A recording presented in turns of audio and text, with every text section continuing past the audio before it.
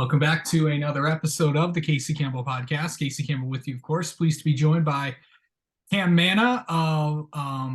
How's it going, buddy? I'm doing well, Casey. How are you? Doing well. So kind of tell a little bit about yourself and what you do.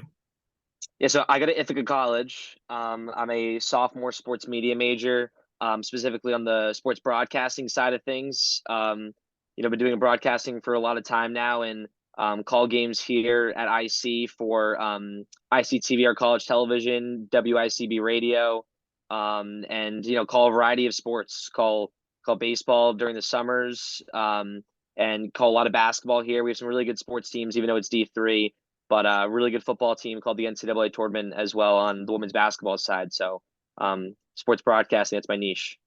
Yep. I always like to ask people this. Why'd you want to do this?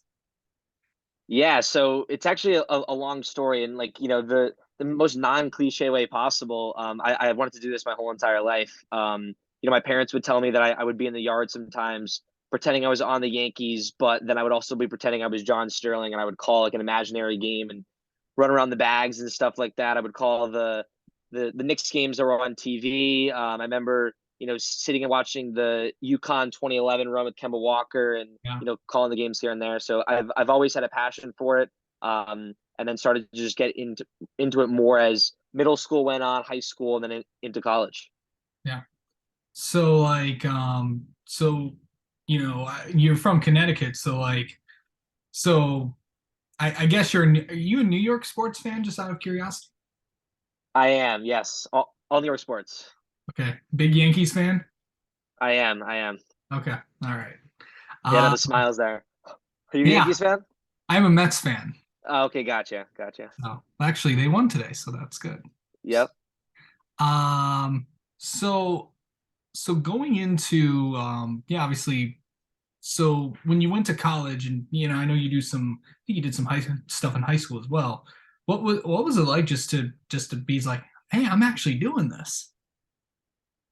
Yeah, so thankfully in high school, where I went to high school, Staples High School in Westport, Connecticut, we were thankful enough to have a radio station there. So I was able to, I played baseball and football, but then in the winters I would call a lot of basketball for the boys and girls teams. I went to a few broadcasting camps, so I was always kind of in the mesh of doing that over time. But then once I got to college, it kind of just blossomed to a bigger level. You get to a college TV station like ICTV. That's the longest running in America when you talk about TV stations, and to be able to call games for more competitive, wider level, bigger stations. So once I started doing that, especially calling games in the summer for baseball teams, it really sunk in that wow, like reality starts to hit. But I guess it's just how the journey goes over time. You kind of move up the ranks, and you kind of keep hitting those goals. So right now I hit the college goal.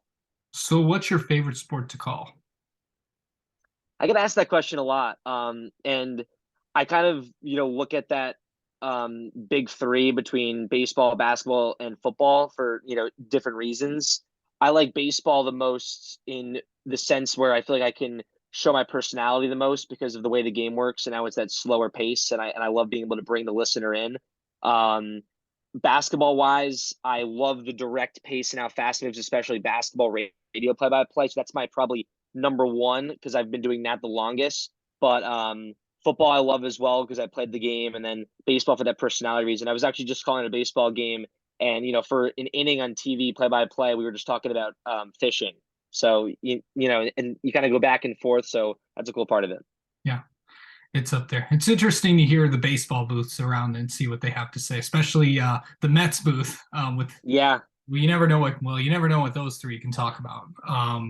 But anyway, so what's been like?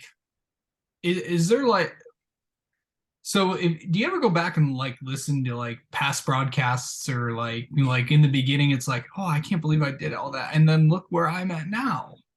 Yeah, I do that all the time. I catch myself sometimes. I'll scroll through my, YouTube channel. I'll go back to high school and listen to a few broadcasts that I had, and at the time, that was good for where I was, and now I look back and kind of see the improvement of a lot of different things. When it specifics of just voice, inflection, describing the game. So I think it's really cool just being able to look back at that kind of stuff and understand kind of where you were and where you're going, and be able to archive that type of stuff as just kind of a true memory throughout your broadcasting journey.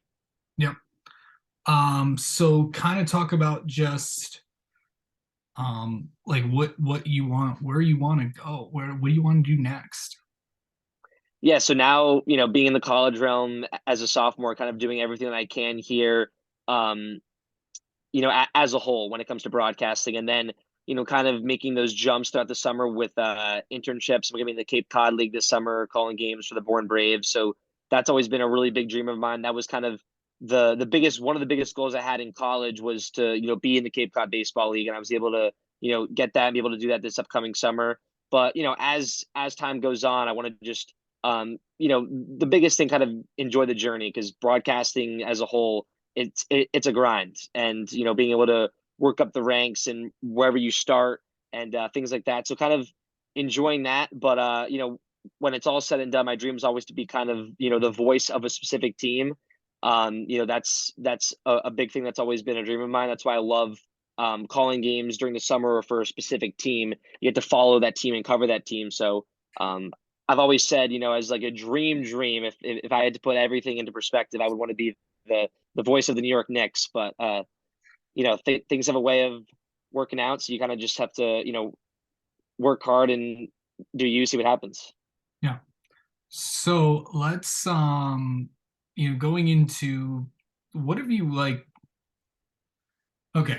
So what have you worked on the most? It's like, oh, I've improved so much in this.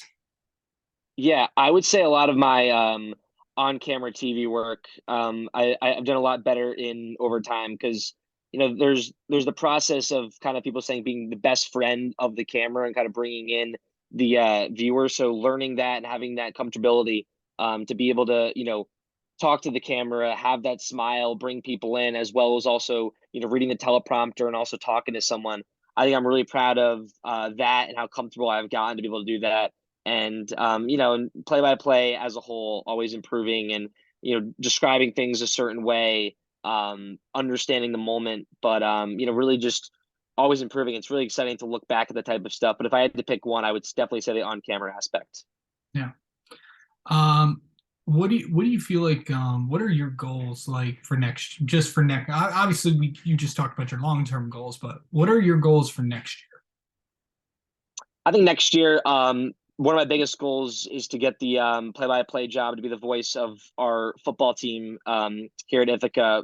They have a great team overall. For the viewers, they have the Cortica Jug, where they play SUNY Cortland. They played at Yankee Stadium last year, got 40,000 fans, and so it's a really good team. And it's one of the things here where if you get that position, you get to be the voice for 10 games, get to tell that story. So definitely that's a big goal of mine for next fall. All right. And then just it's like, can you believe all the things that you've been able to do in your career? Do you ever pinch yourself and go like, wow, I can't believe I'm doing this? Yeah, I'm still in the very beginning of a lot of things that I want to do, but I kind of look back, and it's the stuff that I've done, but I obviously have so many people to thank for me to get to this point. Like really all the people that I've been able to work with, going back to high school, my radio teacher, uh, and my parents as a whole, to get me to where I am now, and obviously still early on in the things that I want to do, but can't take credit for all of it, obviously, thus far. I've obviously had to get the work done, but at the end of the day, it's always the people that you surround yourself with, the connections you make. So that's been really crucial for me to get to the point where I am so far. All right. Well, Cam, thanks so much for coming on and talking with us, and best of luck in your broadcasting career. We will definitely be having you on again sometime. I appreciate the time, Casey. Thanks so much.